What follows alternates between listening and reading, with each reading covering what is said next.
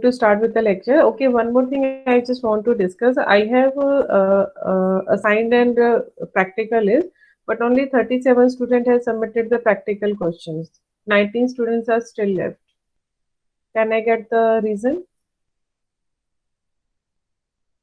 Okay, 2, 3 students were there who told me that they were not able to complete the practical due to some emergency or due to some problem in the family. Like उनकी family में किसी की problem health issue है या उनके साथ में health issue है.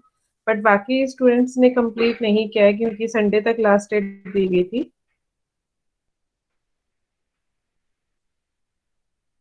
Okay, जिन्होंने नहीं किया, please try to submit it by today, so that we can have the practical on tomorrow. Fine. Fine. Okay, ma'am. Okay. So today we are going to start with the topic that is the graph from the second reference. Is my screen visible? Yes, ma'am. Okay. So graph is basically graph entry in the form of discrete structure, or you can say in the data structure also you will learn about what is the graph, what is the tree. So anything which can be represented by the vertices or anything which can be represented by the edges.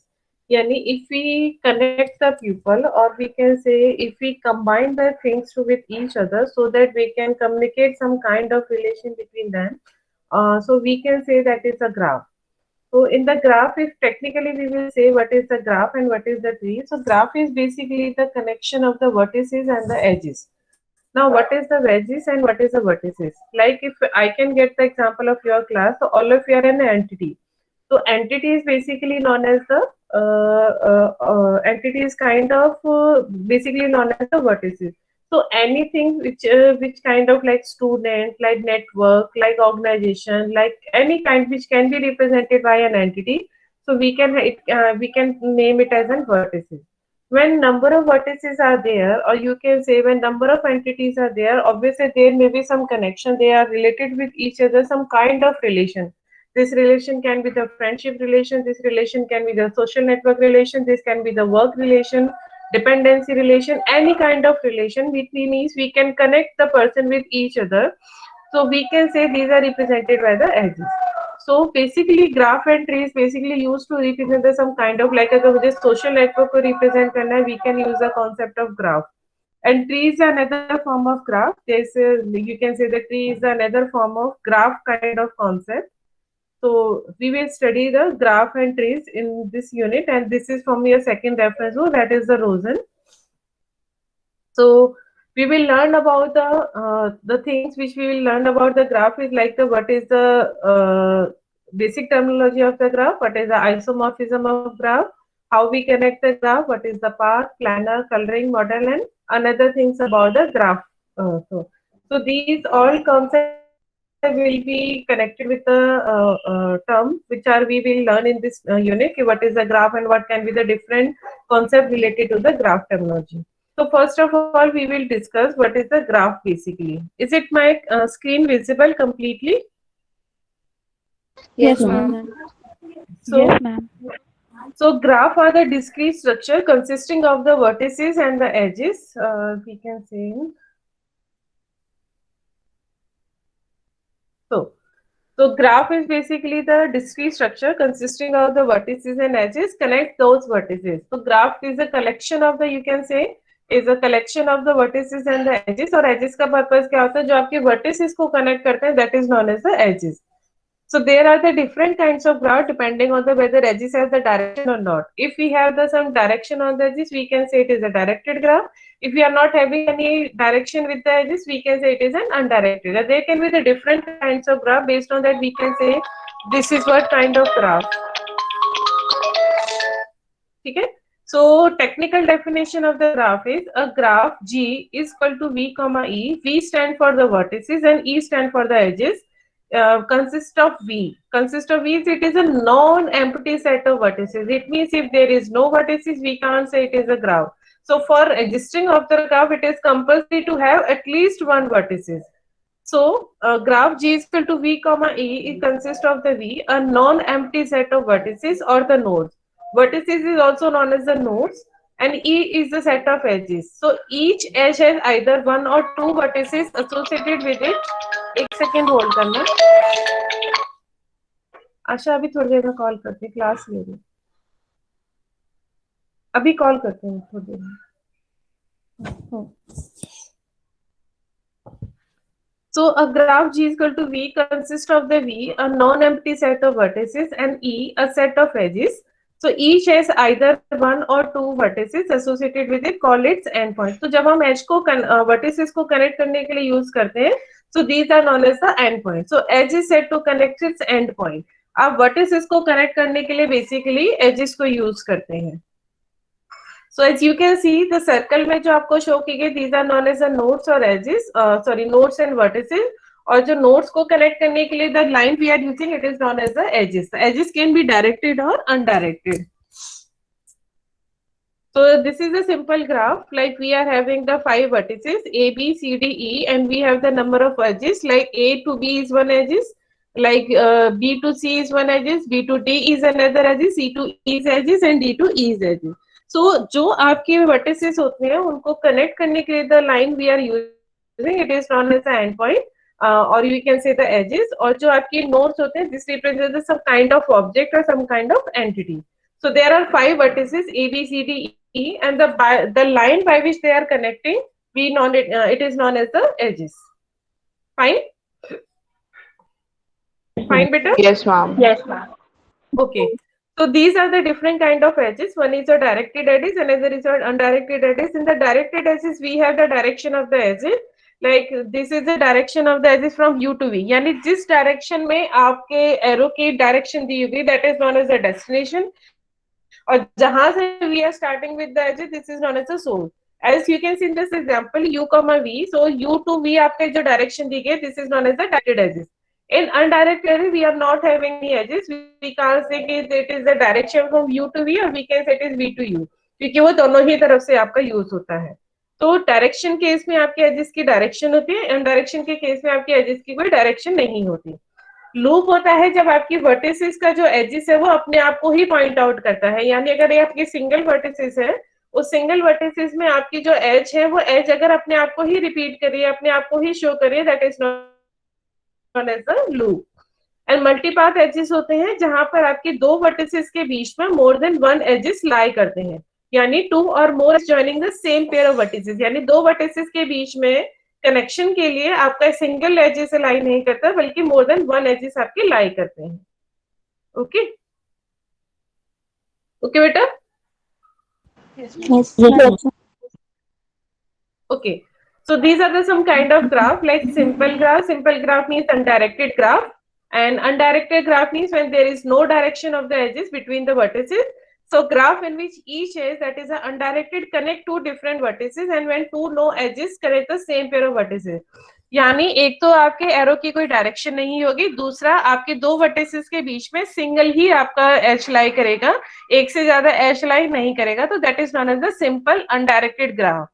Simple का मतलब होता है कि आपका दो vertices के बीच में सिंगल एज है, मोर देन वन एज आपके लाइन नहीं करते हैं. और अनडायरेक्टेड का मतलब होता है जहां पर आपके एरो की जो डायरेक्शन है वो लाइन नहीं करती है. फॉर एग्जाम्पल जो आपके UVW 3 वर्टिसेस आपको दी गई है, आप देखो कि इसमें हर एक के बीच में सिंगल एज लाई करता है. So that is known as a simple graph, क्योंकि दोनों में जो भी आप एजेस यहाँ पे यूज कर रहे हैं उसमें कोई भी आपकी डायरेक्शन नहीं है. So it is a simple undirected graph. Next, we have the multigraph. Multigraph undirected graph. Multigraph means we can have the more than edges between the two vertices. ठीक है? Multigraph always represent the multiple edges between the two vertices. And the multiplicity is known as the, जैसे आपके जितने vertices के बीच में जितने number of आपके edges lie करते हैं, that is known as the multiplicity of the vertices or the edges. Fine? Yes, ma'am. So next we have the pseudograph. Pseudograph आपका वो ग्राफ होता है जिसमें आपका लूप लाई करता है, यानी आपका ऐसा ग्राफ जिसमें लूप एग्जिस्ट करता है, that is known as the pseudograph. So you can see the difference between the three graph. One is a simple graph. Simple graph means single edges with undirected edges. And the multigraph is, that is the, we are having the multiple graph but without using the directed graph. And pseudograph means we have the looping concept in the graph. In the directed graph, again we will have the direction of the array, sorry, direction of the edges, or you can say that the direction of the arrow. Like simple, ये आपका एक directed graph का example है. Simple graph होता है जिसमें ना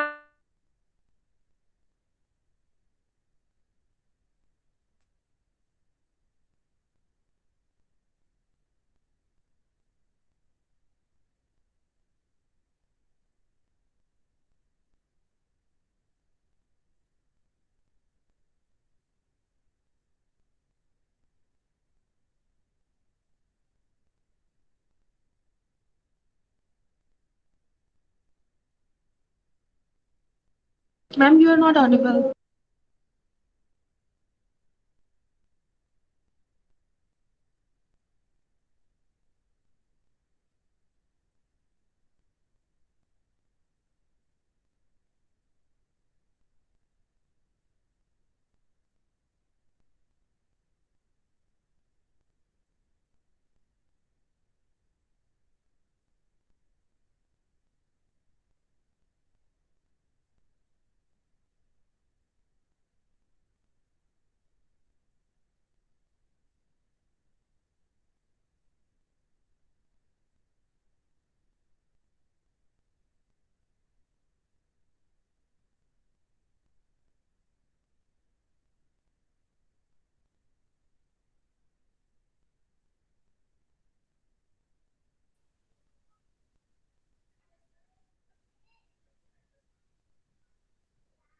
network कब से इशू क्रिएट हुआ है बेटा, जरा एक बार मुझे बताओ. मैम आप सिंपल डायरेक्टेड बताने के बाद क्या बता रहे थे? Ma'am simple directed graph. Ma'am आपने स्टार्ट ही किया था.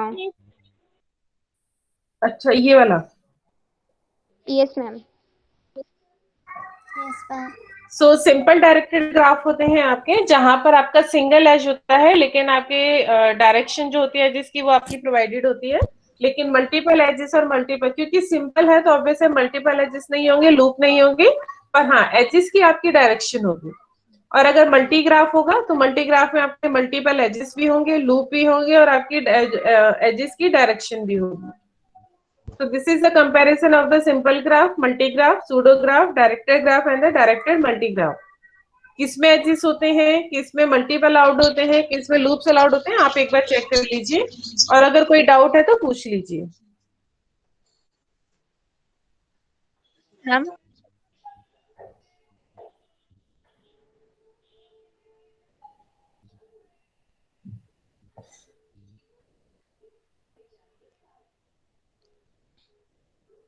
Ma'am you are not audible. क्या बेटा? Hello. Multiplicity nm is known as the number of edges between the two nodes. आपके दो वर्टिसेस के बीच में कितने नंबर ऑफ एजेस लाई करते हैं if you are having the multiple edges. So multiplicity is known as that count of the edges. Okay okay बेटा. हाँ,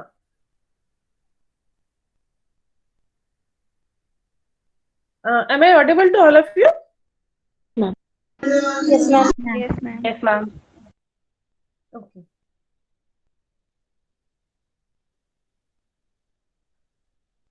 So this slide is clear. किसमें लूप अलाउड है, किसमें डायरेक्शंस होती है, किसमें मल्टीपल एजेस होते हैं, किसमें लूप्स अलाउड होते हैं.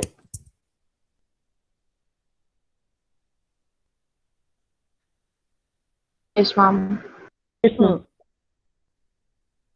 Next we have the graph model. Graph model generally देखो, ये ग्राफ मॉडल पे क्वेश्चन नहीं आता है, क्योंकि ये आपका थ्योरेटिकल पोर्शन है कि आपके ग्राफ का कॉन्सेप्ट कहाँ कहाँ पे हम यूज कर सकते हैं. बट आपको एक बार इसकी नॉलेज होनी चाहिए कि ग्राफ मॉडल्स होते क्या है और किस किस तरह से ग्राफ को रिप्रेजेंट कर सकते हैं. लाइक सोशल नेटवर्क है, आप सब लोग फेसबुक, इंस्टाग्राम ये सब यूज करते होंगे, तो आप सोशल नेटवर्क को रिप्रेजेंट करने के लिए हम ग्राफ का कॉन्सेप्ट यूज करते हैं, क्योंकि सोशल नेटवर्क में जो ऑब्जेक्ट होता है वो एक पर्सन होता है, और वो दोनों जो एजेस कनेक्ट होते हैं, यानी कोई पर्सन किसी पर्सन को जानता है या उसका फ्रेंड है या उसको फॉलो करता है या उसको लाइक करता है, तो बेस्ड ऑन दैट कि कौन किस पर्सन को लाइक करता है, कौन किस पर्सन को फॉलो करता है, कौन किसका फ्रेंड है, हम एक तरह से ग्राफ क्रिएट कर सकते हैं। तो हर पर्सन होगा नोड की तरह यूज होगा, उनके बीच में जो रिलेशन है, लाइकिंग का रिलेशन है या फॉलो का रिलेशन है या फ्रेंडशिप का रिलेशन है या फैमिली का रिलेशन है, वो जब हम उनके बीच में एज क्रिएट करेंगे तो उसके थ्रू रिप्रेजेंट करेंगे। ठीक है, तो ग्राफ बेसिकली हम कई बार यूज कर सकते हैं सोशल नेटवर्क को रिप्रेजेंट करने के लिए।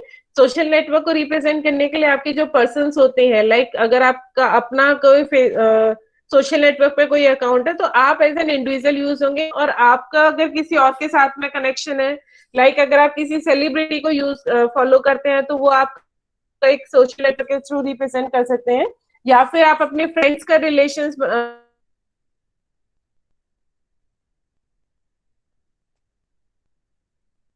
थ्रू रिप्रेजेंट कर सकते हैं, जिसमें कि आपका एक ऑब्जेक्ट होगा और आपके उसके बीच में कनेक्शंस होंगे।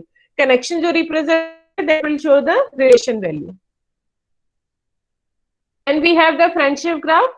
ठीक है, सोशल नेटवर्क का जैसे आपका आप जानते हैं नहीं जानते हैं, बट उसमें फिर भी ये कॉन्सेप्ट आ जाता है कि आपका कनेक्टेड है बाय सम एनी रिलेशन की डायरेक्ट और अनडायरेक्टेड दोनों ही केस उसमें हो सकते हैं। फ्रेंडशिप ग्राफ दो पर्सन एक दूसरे को जानते हैं, तो उस तरह के रिलेशन को रिप्रेजेंट करने के लिए आप ग्राफ यूज कर सकते हैं। इन्फ्लुएंस ग्राफ होता है अगर किसी पर्सन का किसी पर्सन के ऊपर इम्पैक्ट होता है, जैसे कि फॉलो रिलेशन जो होता है बेसिकली, या वो हमारा एक इन्फ्लुएंस ग्राफ होता है। तो उसमें क्या होता है कि कौन किस पर्सन को इन्फ्लुएंस कर सकता है, तो उसको रिप्रेजेंट करने के लिए अब यहाँ पे ग्राफ का कॉन्सेप्ट यूज कर सकते हैं। और इसमें आपका लूप अलाउड नहीं होता। लूप क्यों नहीं अलाउड होता? क्योंकि कोई भी पर्सन अपने आप से इन्फ्लुएंस नहीं होता, वो हमेशा आपके किसी और पर्सन से इन्फ्लुएंस होता है। तो इसीलिए यहाँ पर मल्टीपल एजेस होते हैं, ना ही आपके लूप होते हैं। रीजन, क्योंकि कोई पर्सन अपने आप से इन्फ्लुएंस नहीं हो सकता। दूसरा, मल्टीपल एजेस क्यों नहीं हो सकते? क्योंकि एक पर्सन दो पर्सन के बीच में आपका जो रिलेशन का इन्फ्लुएंस का, वो आपका सिंगल टाइप का इन्फ्लुएंस होगा। आप यही तो बताएंगे कि ये पर्सन इससे इन्फ्लुएंस है। अब कितनी बार इन्फ्लुएंस है ये नहीं बताते हैं, हम सिंपली ये बताते हैं this person is influenced by this person. तो इसलिए इसमें आपके मल्टीपल एजेस भी नहीं होते, ना ही आपके लूप होते हैं। ओके ओके बेटा। Yes, ma'am. Yes, ma'am. Okay, next we have the collaboration graph. Collaboration graph is again a kind of social network graph, जो कि पर्सन जो प्रोफेशनल आपके जो रिलेशंस होते हैं उनको रिप्रेजेंट करने के लिए हम यहाँ पे कोलैबोरेशन ग्राफ यूज करते हैं। जैसे आपका लिंक्डइन होता है।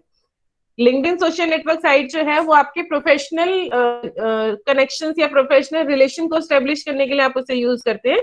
लेकिन सॉरी, जो फेसबुक होता है या जो इंस्टाग्राम होता है, ये आपके प्रोफेशनल लेवल के सोशल नेटवर्क नहीं होते हैं। ओके, ठीक है। और कोलैबोरेशन ग्राफ भी आपके सिंपल ग्राफ होते हैं, इसलिए यहाँ पर आपके मल्टीपल एजेस और लूप्स अलाउड नहीं होते। कॉल ग्राफ का मतलब होता है कि दो नंबर्स के बीच में कितनी बार आपकी कॉल्स क्रिएट हुई हैं, उस तरह के रिप्रेजेंट। यानी अगर आपके पास 8 से 10 नंबर्स हैं और 8 से 10 पर्सन अगर एक दूसरे के साथ में कम्युनिकेशन करते हैं, तो कौन किसके साथ में मंथली कितनी बार बात कर रहा है, तो वहां पर आपका मल्टीप्लिसिटी यहाँ पर आ सकता है। अगेन, इसमें आपका लूपिंग अलाउड नहीं होगा, बट मल्टीपल एजेस आपके अलाउड होंगे, क्योंकि एक पर्सन दूसरे पर्सन को मल्टीपल टाइम कॉल कर सकता है, लेकिन एक पर्सन अपने आप को कॉल नहीं कर सकता। इसलिए इसमें आपके लूप अलाउड नहीं होते, बट मल्टीपल एजेस आपके अलाउड होते हैं। ये एग्जांपल जो है, ये आपका कॉल ग्राफ है। ठीक है, अब मल्टीपल टाइम अगर कॉल किया गया है तो उसके लिए मल्टीपल एजेस आप यूज कर रहे हैं, और डायरेक्टेड है क्योंकि कौन किसको कॉल कर रहा है। Then we have the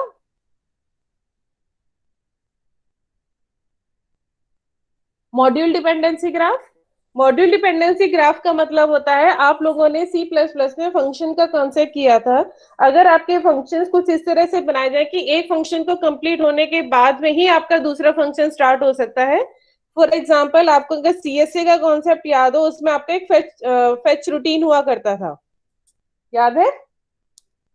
yes ma'am. Fetch routine में क्या था कि एक पोर्शन कंप्लीट होगा, यानी एक स्टेप कंप्लीट होगा तो ही आप अपना दूसरे स्टेप पे मूव ऑन कर सकते हैं।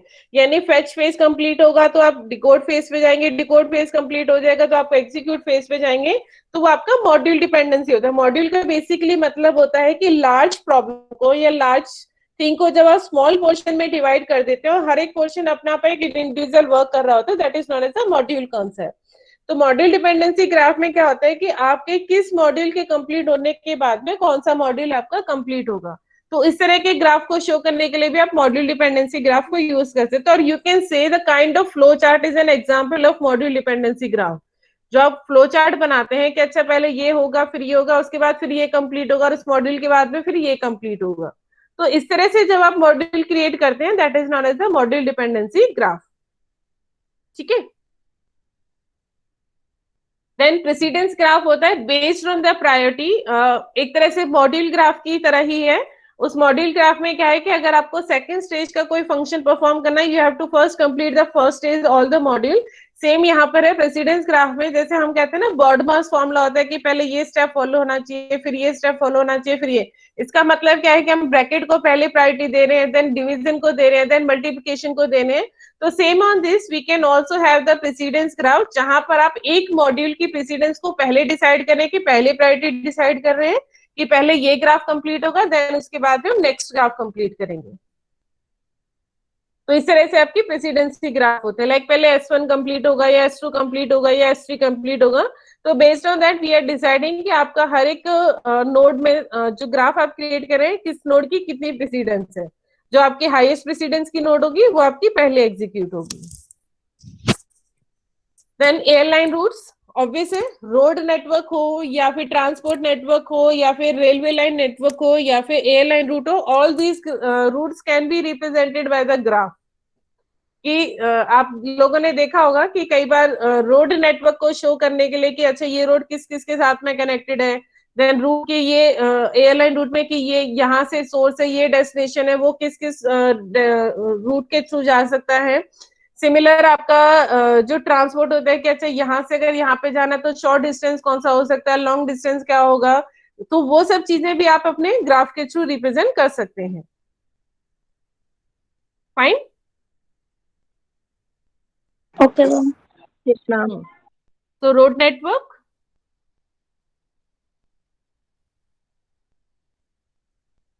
इसमें शूट किया।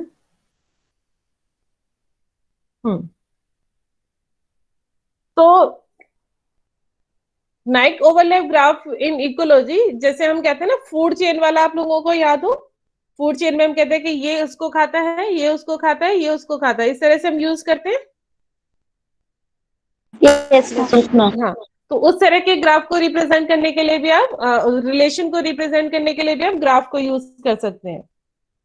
देन राउंड रॉबिन टूर्नामेंट होता है। राउंड रॉबिन टूर्नामेंट का मतलब होता है लाइक जैसे अगर आपके पास में नंबर ऑफ टीम्स हैं, या कि एक टाइम ड्यूरेशन पे ये टीम वर्क करेगी, दूसरे टाइम ड्यूरेशन पे ये टीम वर्क, यानी आपका हर टाइम ड्यूरेशन पे कौन कौन सी टीम वर्कआउट करेंगे, that is based on the round robin tournament.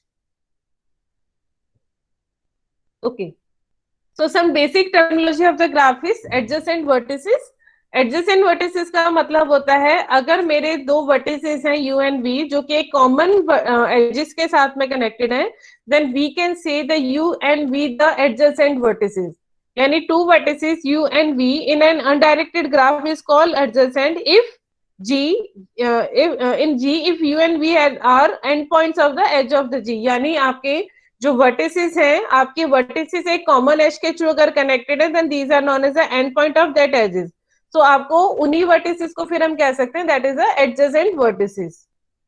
So if E is associated with u, v, the edges E is incident with the vertices u and v। So E is set to connect u and v। तो जो as उन दोनों vertices को connect कर रहा है, that is known as the end point or the edges, and u and v is known as the adjacent vertices। So degree of vertices is, degree of vertices means जितने आपकी number of vertices वहां पे दी गई है, हर vertices बाकी other vertices के साथ में connected है, that count of that is known as the degree of the vertices। One is known as the isolated। isolated का मतलब होता है एक ऐसी नोड जो किसी के साथ में connected नहीं है। पेंडेंट होती है ऐसी नोड जो जिसकी डिग्री सिंगल होती है, यानी जो सिर्फ एक वर्टिसिस के साथ में या एक नोड के साथ में कनेक्टेड होती है।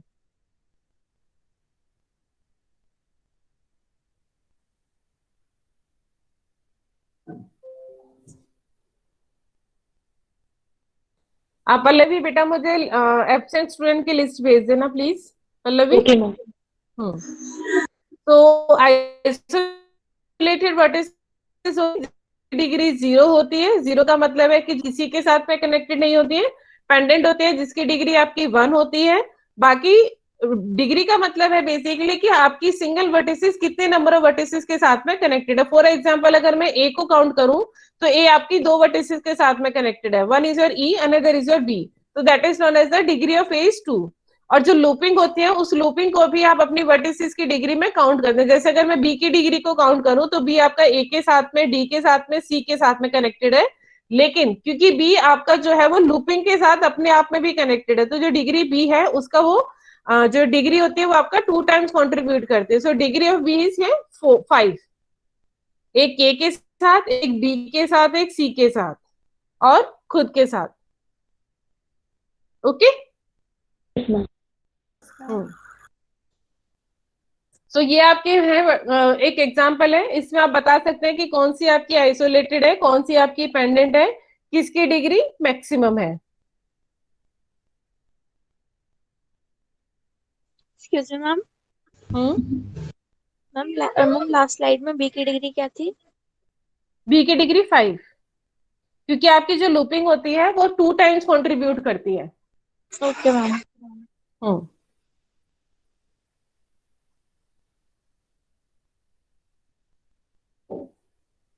यू कैन चेक दैट किसकी डिग्री सबसे ज्यादा है, कौन सी आपकी आइसोलेटेड है। एफ आपकी आइसोलेटेड है क्योंकि वो किसी के साथ में कनेक्टेड नहीं है ना।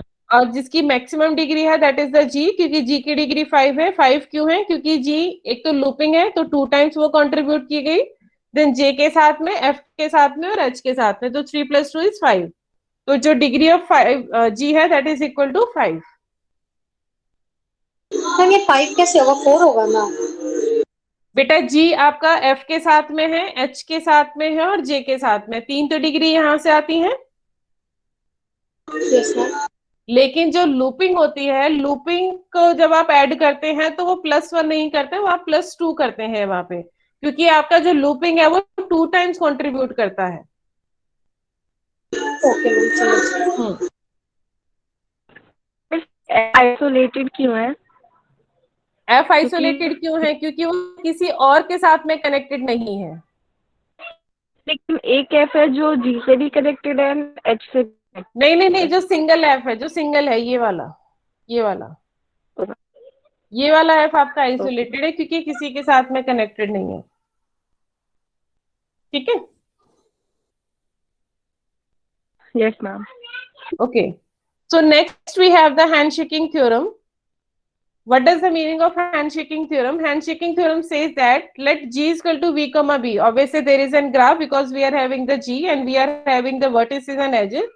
And in indirected graph with E edges. So number of edges will be equal to, that is 2 into E is equal to the sum of degree of all the vertices. यानी आप हर vertices की degree का अगर आप सम कर देते हैं that will be equal to 2 into E. ओके, so this is the handshaking theorem. So how many edges are there in a graph with 10 vertices and each of degree 6?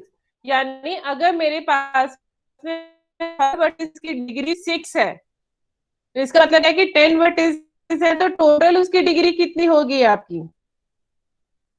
Ma'am 60। 60। और का मतलब क्या है कि हर वर्टिसेस की डिग्री का सम आपका 60 आया है and that is equal to 2E। तो आपके नंबर ऑफ एजेस कितने हो जाएंगे? 30। ठीक है, आज इतना ही करें। Yes ma'am. यस ठीक मैम। है, नेक्स्ट थ्योरम नेक्स्ट क्लास में कर लेंगे। Pallavi please send me the list of